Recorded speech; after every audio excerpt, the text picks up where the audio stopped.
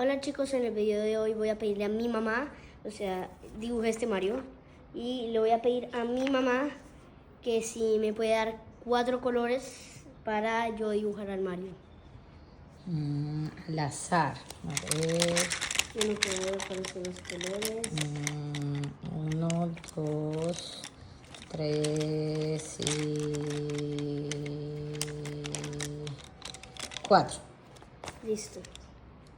Ok. Se ve un poco bien. Dale. Vamos. No se rían, chicos. La verdad, ya terminé. Me costó mucho trabajo. Me quedó un poquito chistoso. Si me quedó mal, denle like. Si me quedó bien, suscríbanse, por favor.